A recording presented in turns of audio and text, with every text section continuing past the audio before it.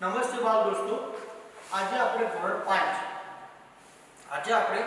ધોરણ 5 વિષય ગુજરાતીમાં સુભાષિતો વિશે ભણીશું. ધોરણ 5 વિષય ગુજરાતી અને વિષય છે સુભાષિતો. બીજા સેમની અંદર આ છેલ્લો પ્રકરણ છે. બાળ મિત્રો, સુભાષિતો વિશે આપણે જાણીશું. સૌપ્રથમ સુભાષિતો એટલે શું તેની મૌખિક વ્યાખ્યા આપણે સમજી લઈએ, એની પરિભાષા સમજી લઈએ. સુભાષિતો એટલે શું એની મૌખિક વ્યાખ્યા આપણે પહેલા સમજી લઈએ. સુભાષિત એટલે સરસ રીતે કહેવાયેલો અનુભવ. બાળ મિત્રો, સુભાષિત એટલે સરસ રીતે કહેવાયેલો અનુભવ. કોઈ પણ વ્યક્તિ હોય અથવા તો કોઈ મહાન વ્યક્તિ હોય, એમને પોતાના જીવનમાં જે અનુભવો મેળવેલા હોય એ અનુભવો ઉપરથી તેઓ સુભાષિતોની રચના કરે છે. અને એ સુભાષિતનો અર્થ એ થાય છે કે સરસ રીતે કહેવાયેલો અનુભવ સરસ રીતે કહેવાય એટલે સુભાષિત અથવા નીતિ વિચાર. સુભાષિતોમાં બોધ રહેલો હોય છે. તેમાં અનુભવનો નિચોડ હોવાથી તેમાંથી પ્રેરણા અને પ્રોત્સાહન મળે છે.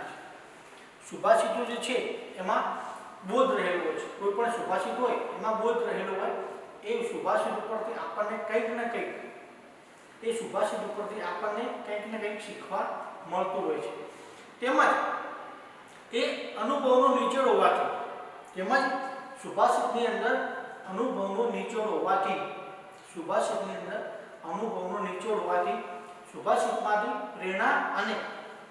સુભાષિતમાંથી પ્રેરણા અને આપણને પ્રોત્સાહન મળે છે.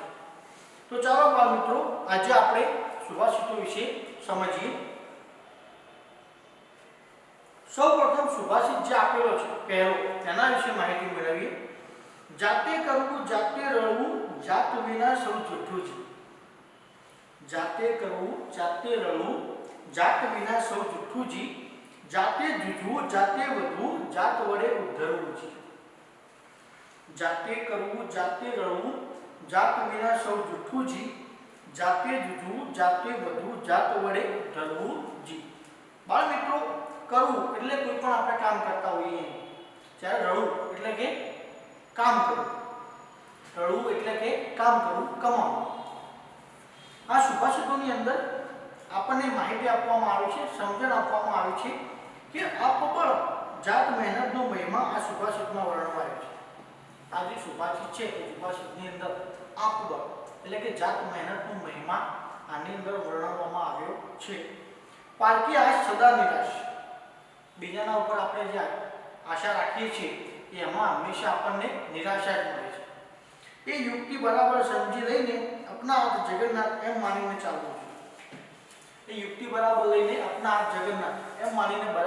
ચાલવું જોઈએ. જાતે કરવું જાતે રળવું. આપણું કામ આપણે જાતે કરવું જોઈએ. જાતે રળવું, જાતે કમાવવું જોઈએ. જાત વિના સૌ જૂઠું છે. પોતાની જાત સિવાયનું બીજું બધું કેવું છે? વ્યર્થ છે. અહીંયા આપણને સરસ રીતે સમજાવવામાં આવ્યું છે કે જાતે કરવું જાતે રળવું, જાત વિના સૌ જૂઠું જી. આપણે આપણું કામ જાતે કરવું જોઈએ, જાતે કમાવવું જોઈએ. તેમજ પોતાની જાત સિવાયનું બાકીનું બધું કેવું છે? વ્યર્થ છે. પોતાના જાત સિવાયનું બાકીનું બધું કેવું છે બાળ મિત્રો? વ્યર્થ છે. જાતે જૂજવું જાતે વધવું, જાત વડે ઉદ્ધરવું છે. જૂજવું એટલે કે જોરદાર લડત આપવી. કોઈ પણ આપણા જીવનની અંદર ઘણી બધી મુશ્કેલીઓ આવતી હોય છે બાળ મિત્રો. એ મુશ્કેલીઓની અંદર આપણે ઝઝૂમવું જોઈએ. મુશ્કેલીઓની સામે આપણે ઝઝૂમવું જોઈએ, જોરદાર લડત આપવી જોઈએ. જૂજવું એટલે કે જોરદાર લડત આપવી. જાતે જૂજવું, કોઈ પ્રતિકૂળતા હોય અથવા તો કોઈ મુશ્કેલીઓ હોય, એ મુશ્કેલીઓની સામે આપણે જાતે જોરદાર લડત આપવી જોઈએ. એટલે કે પ્રતિકૂળતા અને મુશ્કેલીઓની સામે લડવું જોઈએ, જૂજવું જોઈએ. જાતે વધવું, જાત મહેનતથી આગળ વધવું જોઈએ. આપણે આપણી જાત મહેનતથી આગળ વધવું છે, જાત વડે ઉદ્ધરવું છે, પોતાનો ઉદ્ધાર પોતે જાતે જ કરવો જોઈએ, આપણો ઉદ્ધાર જાતે જ કરવો જોઈએ। બાળ મિત્રો, આ સુભાષિતની અંદર આપણને આપબળ એટલે કે જાત મહેનતનો મહિમા દર્શાવવામાં આવ્યો છે। જીવનની અંદર આપણે જાતે આગળ વધવું જોઈએ, જાત મહેનત કરીને મુશ્કેલી અને પોતાની મહેનત અને ઉત્સાહથી જીવનમાં આવતી મુશ્કેલીઓનો સામનો કરીને આપણે આગળ વધવું જોઈએ। બીજા નંબરમાં છે બાળ મિત્રો કે આવ નહીં આદર નહીં નયનમાં નીર, આવ નહીં આદર નહીં નયનમાં નીર, તે ઘર કદી ના જાઈએ ભલે કંચન વર્ષે મેં। આવ એટલે કે આવકાર, આવ એટલે કે આવકાર, આદર એટલે સન્માન અને નયન એટલે કે આનંદ। આવ એટલે આવકાર, આદર એટલે સન્માન, જ્યારે નયન એટલે કે આનંદ। બાળ મિત્રો, આવકાર, જ્યાં આવકાર અને સન્માન ના હોય, જ્યાં આપણા પ્રત્યે આવકાર અને સન્માન ના હોય, તેમજ આંખોમાં પ્રેમ ના હોય, જ્યાં આવકાર અને સન્માન ના હોય, જ્યાં આપણા પ્રત્યે આવકાર અને સન્માન ના હોય, તેમજ વ્યક્તિની આંખોમાં આપણા પ્રત્યે પ્રેમ ના હોય, સ્નેહ એટલે કે પ્રેમ, સ્નેહ, વ્યક્તિની આંખમાં આપણા પ્રત્યે પ્રેમ ના હોય, તે ઘેર કદી ના જઈએ, તે ઘેર કદી જવું જોઈએ નહીં। ભલે ને કંચન વર્ષે મેં, ભલે ને તે ઘેર સોનાનો વરસાદ જ કેમ ના વરસતો। બાળ મિત્રો, અહીંયા આપણને સરસ રીતે સમજાવવામાં આવ્યું છે કે જ્યાં આવકાર કે આદર સન્માન નથી, જ્યાં આવકાર કે આદર સન્માન નથી, આંખોમાં પ્રેમ ભાવ નથી, જ્યાં આવકાર કે આદર નથી, આંખોમાં પ્રેમ ભાવ નથી, તે ઘેર કદી જવું જોઈએ નહીં। ભલે ને તે ઘેર સોનાનો વરસાદ કેમ ના વરસતો, ભલે ને તે ઘેર સોનાનો વરસાદ વરસતો હોય, એટલે કે એ વ્યક્તિ ખૂબ જ ધનવાન કેમ ન હોય, પરંતુ એ વ્યક્તિની આંખમાં આપણા પ્રત્યે પ્રેમ ભાવ ના હોય, આપણા પ્રત્યે આદર કે સન્માન ના હોય, તો એ વ્યક્તિના ઘરે ક્યારેય જવું જોઈએ નહીં। એવું અહીંયા આપણને બોધ આપવામાં આવ્યો છે, એવું અહીંયા આપણને શીખ આપવામાં આવ્યું છે। આ સુભાષિતમાં આતિથ્ય ભાવનાની વાત છે। આ જે સુભાષિત છે એમાં આતિથ્ય ભાવનાની વાત છે, એટલે કે સત્કારની વાત છે। જ્યાં પ્રેમ આદર ભાવ ના હોય, ત્યાં ગમે તેટલું ધન વૈભવ હોય તો જવાય નહીં, એ વાત સરસ રીતે દર્શાવી છે। આ સુભાષિતની અંદર આપણને આતિથ્ય ભાવનાની વાત કરવામાં આવી છે અને કહેવામાં આવ્યું છે કે જ્યાં પ્રેમ ભાવ ન હોય, જ્યાં પ્રેમ આદર ભાવ ન હોય, પ્રેમ કે આદર ભાવ ન હોય, તે ઘેર ગમે તેટલું ધન વૈભવ હોય છતાં જવાય નહીં, એવું આપણને સુંદર રીતે અહીંયા સમજાવવામાં આવ્યું છે। આ સુભાષિતની અંદર આપણને બોધપાઠ આપવામાં આવ્યું છે, આતિથ્ય ભાવનાની વાત કરવામાં આવી છે અને કહેવામાં આવ્યું છે કે જે ઘેર આપણે જવાથી આદર કે સન્માન ન હોય, જે ઘેર આપણે જઈએ એ વ્યક્તિના આપણા પ્રત્યે આદર કે સન્માન ન હોય, એની આંખોમાં આપણા પ્રત્યે પ્રેમ ન હોય, એ ઘેર કદી જવું જોઈએ નહીં।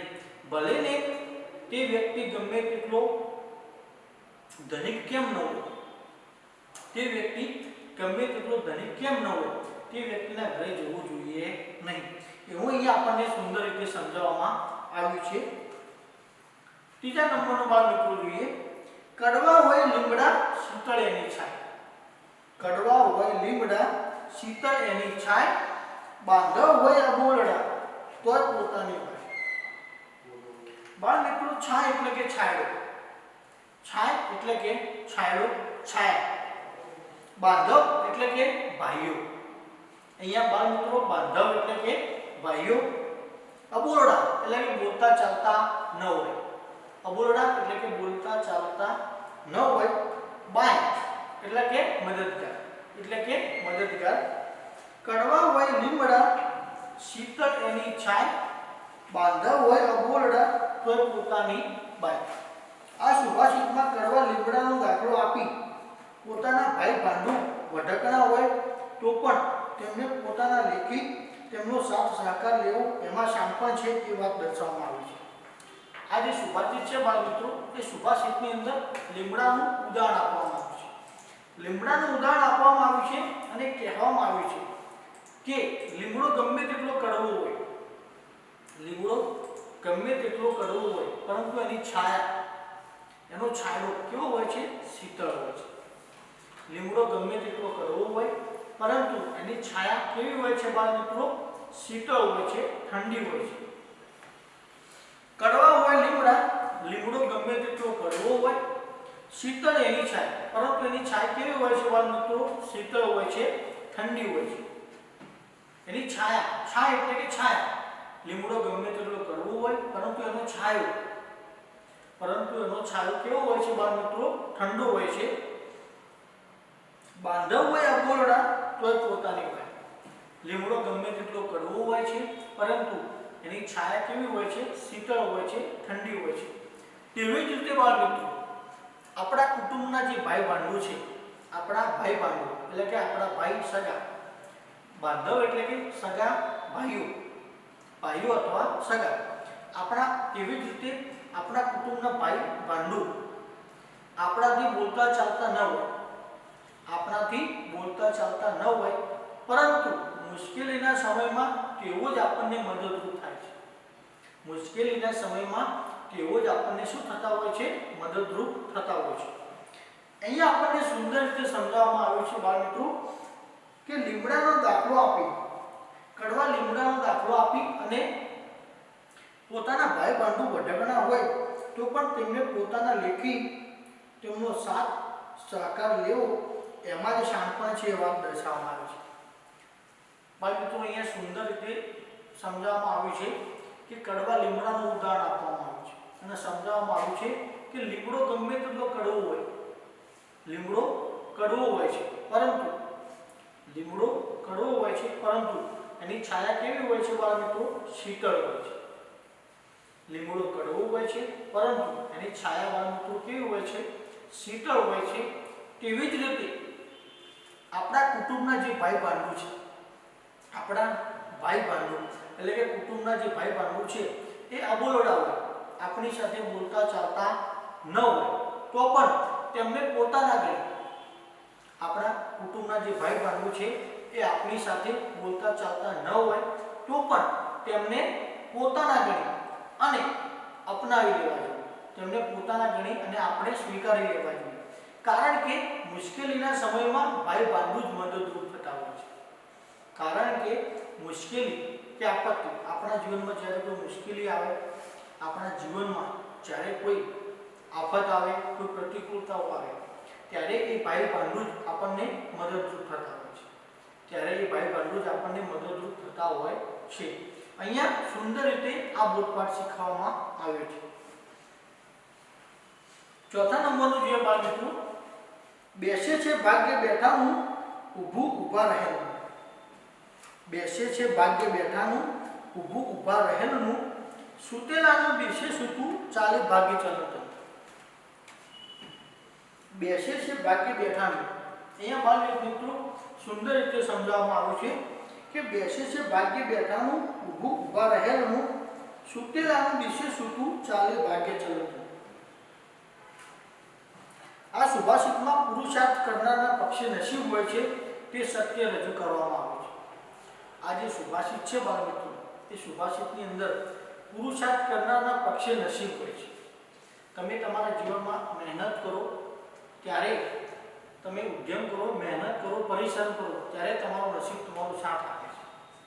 તમે ઉદ્યમ કરો, મહેનત કરો અને મહેનતથી આગળ વધો, ત્યારે તમારું નસીબ તમારો સાથ આપે છે. બેસે છે ભાગ્ય બેઠાનું, ઊભું ઊભા રહેલું, સૂતેલાનું બેસે સૂતું, ચાલે ભાગ્ય ચલતું.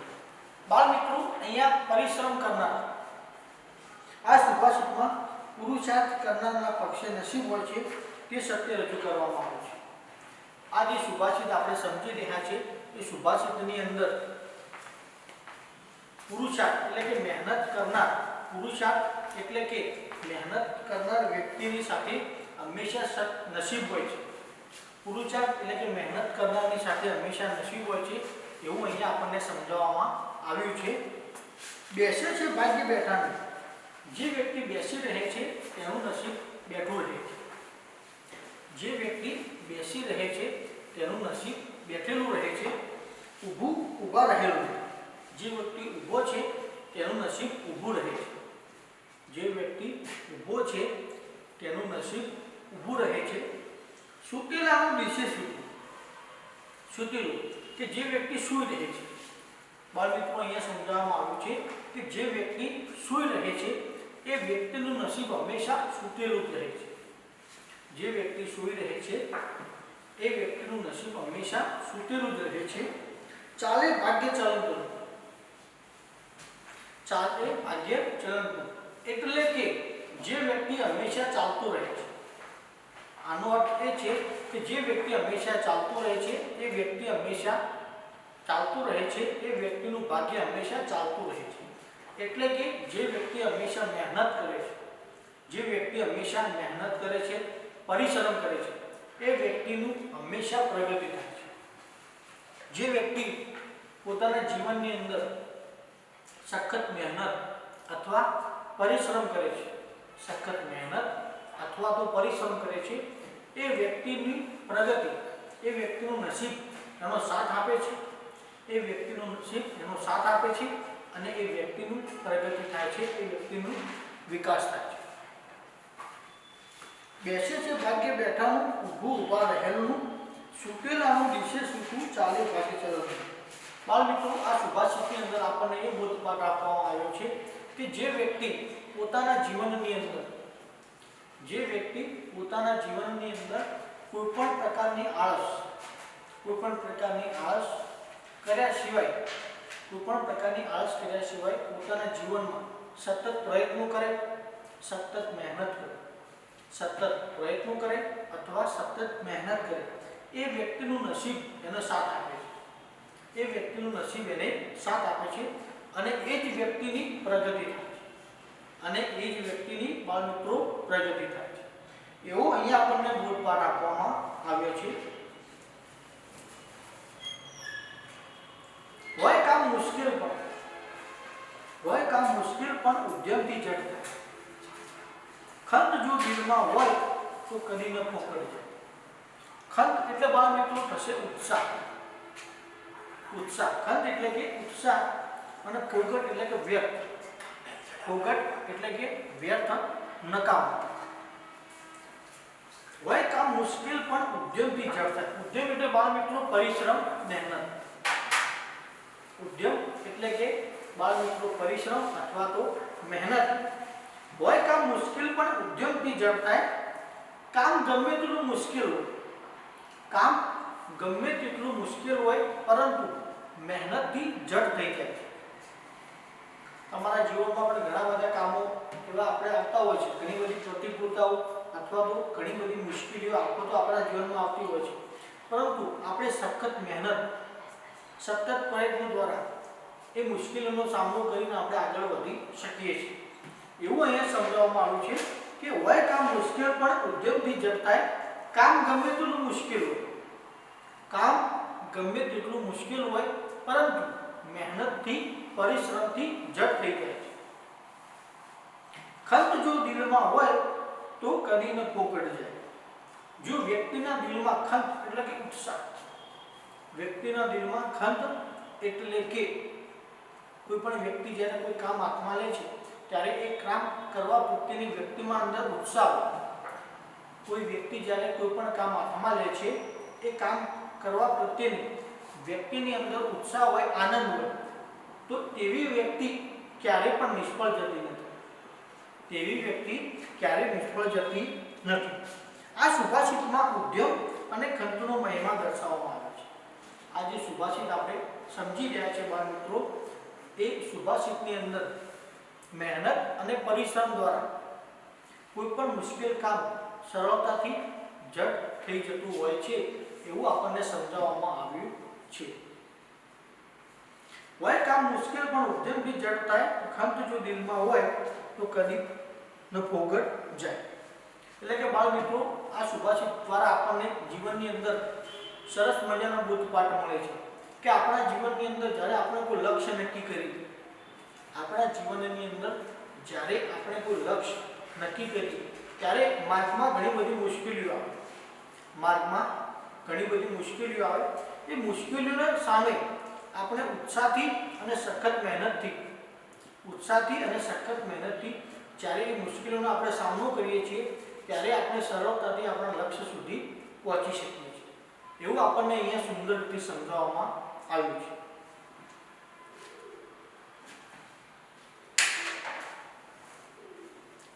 બાળ મિત્રો ત્યારબાદ સુભાષિતોની અંદર જ્યારે આપણે સમજૂતી મેળવી રહ્યા હતા ત્યારે કેટલાક શબ્દો જે અઘરા શબ્દો હતા તેના વિશે મેં આપને માહિતી આપી. ત્યારબાદ સુભાષિતની માહિતી આપતા દરમિયાન કેટલાક શબ્દોના સમાનાર્થી શબ્દો અને વિરોધી શબ્દો વિશે આપણે માહિતી મેળવીએ. સૌપ્રથમ જોઈએ સમાનાર્થી શબ્દો. સમાનાર્થી શબ્દો એટલે કે સમાન અર્થવાળા શબ્દો. સમાનાર્થી શબ્દો એટલે સૌપ્રથમ જોઈએ આવ. આવ બરાબર આવકાર થશે. આવ એટલે કે આવકાર. આદર એટલે કે સત્કાર અથવા સન્માન. આદર એટલે કે સત્કાર અથવા સન્માન. નેહ એટલે કે સ્નેહ અથવા પ્રેમ. નેહ સ્નેહ અથવા પ્રેમ. કંચન એટલે કે સોનું. કંચન એટલે સોનું. નયન એટલે આંખ. નયન એટલે કે આંખ. ત્યારબાદ જોઈએ ઉદ્યમ એટલે કે મહેનત. ઉદ્યમ મહેનત એટલે કે પરિશ્રમ. સમાનાર્થી શબ્દોની માહિતી મેળવ્યા પછી ત્યારબાદ વિરોધી શબ્દો વિશે માહિતી મેળવીએ કે વિરોધી શબ્દો સૌપ્રથમ જોઈએ કંજૂસ. કંજૂસ શબ્દોનો વિરોધી શબ્દ થશે ઉદાર. કંજૂસ શબ્દોનો વિરોધી શબ્દ ઉદાર થશે. કડવું વિરોધી શબ્દ મીઠું. કડવું એનો વિરોધી શબ્દ મીઠું. શીતળ એનો વિરોધી શબ્દ ઉષ્ણ. શીતળ એ શબ્દોનો વિરોધી શબ્દ થશે ઉષ્ણ. આદર. આદર શબ્દોનો વિરોધી શબ્દ થશે અનાદર. ત્યારબાદ મુશ્કેલ શબ્દોનો વિરોધી શબ્દ થશે સરળ. અને છેલ્લે વધવું શબ્દોનો વિરોધી શબ્દ થશે ઘટવું. બાળ મિત્રો સુભાષિતોની સમજૂતી મેળવ્યા બાદ પાઠના સુભાષિતોની અંદર આવતા કેટલાક સમાનાર્થી શબ્દો અને વિરોધી શબ્દોની માહિતી આપણે મેળવી. ત્યારબાદ કેટલાક જે અઘરા શબ્દો છે કે સુભાષિતોની માહિતી જ્યારે સમજૂતી હું આપને આપી રહ્યો હતો ત્યારે કેટલાક અઘરા શબ્દો વિશે માહિતી આપી હતી. એમાં સૌપ્રથમ જૂઝવું. કોઈ પણ મુશ્કેલી સામે આપણે જૂઝમી રહ્યા હોય એટલે કે જોરદાર લડત આપી રહ્યા હોય એવો અર્થ થશે. કોઈ પણ મુશ્કેલી સામે આપણે લડી રહ્યા હોય એટલે કે જોરદાર લડત આપી રહ્યા હોય એવો અર્થ થશે. ઉદ્ધરવું. ઉદ્ધરવું એટલે કે કોઈ પણ આફત કે સંકટ. કોઈ પણ આફત અથવા સંકટમાંથી આપણે બહાર નીકળવું. આપણા જીવનમાં કોઈ આપણે લક્ષ્ય નક્કી કર્યું હોય ત્યારે સામે આફત કે સંકટ આવે એ સંકટમાંથી તમે બહાર નીકળો એને ઉદ્ધરવું કહેવાય. એ સંકટમાંથી બહાર નીકળો એને ઉદ્ધરવું કહેવાય. આફતમાંથી બહાર આવવું કહેવાય. શીતળ એટલે ઠંડુ અને બાંધવ એટલે કે ભાઈ અથવા તો સગો. બાંધવ એટલે ભાઈ અથવા તો સગો. બાય. અહીંયા બાય કયા અર્થમાં લીધું છે બાળ મિત્રો કે જ્યારે સુભાષિતોની તમને માહિતી આપી રહ્યો હતો કે લીમડો કડવો હોય છે પરંતુ એની છાલ કેવી હોય છે? શીતળ હોય છે. તેવી જ રીતે આપણા ભાઈ ભાંડુ, આપણા સગા ભાઈઓ કે ભાઈ ભાંડુ જે હોય એ આપણાથી બોલતા ચાલતા ના હોય પરંતુ મુશ્કેલીના સમયમાં જ તે આપણને મદદરૂપ થતા હોય છે. એ સંદર્ભમાં અહીંયા બાય દર્શાવવામાં આવ્યું છે. ભાગ્ય એટલે કે નસીબ. ભાગ્ય એટલે કે નસીબ. ચલંતનું એટલે ચાલનાર. અહીંયા એ સંદર્ભમાં છે ચાલનારનું એટલે કે જે જીવનમાં જે પોતાના જીવનમાં સતત મહેનત અથવા પરિશ્રમથી સતત કામ કરી જતો હોય એ વ્યક્તિની પ્રગતિ ચોક્કસ થાય છે એવું અહીંયા આપણને સમજાવવામાં આવ્યું છે. ફોગટ એટલે કે નકામું અથવા વ્યર્થ. બાળ મિત્રો આ રીતે સુભાષિતો એટલે કે સરસ રીતે કહેવાયેલો અનુભવ. સુભાષિતો એટલે કે સરસ રીતે કહેવાયેલો અનુભવ, જે સુભાષિતો દ્વારા આપણને જીવનની અંદર ઘણા બધા બોધપાઠ શીખવવા મળે છે. સુભાષિતો એ સરસ રીતે કહેવાયેલો અનુભવ છે અને સાથે સાથે સુભાષિતો દ્વારા આપણા જીવનની અંદર ઘણા બધા ઉપયોગી બોધપાઠ આપણને શીખવવા મળે છે.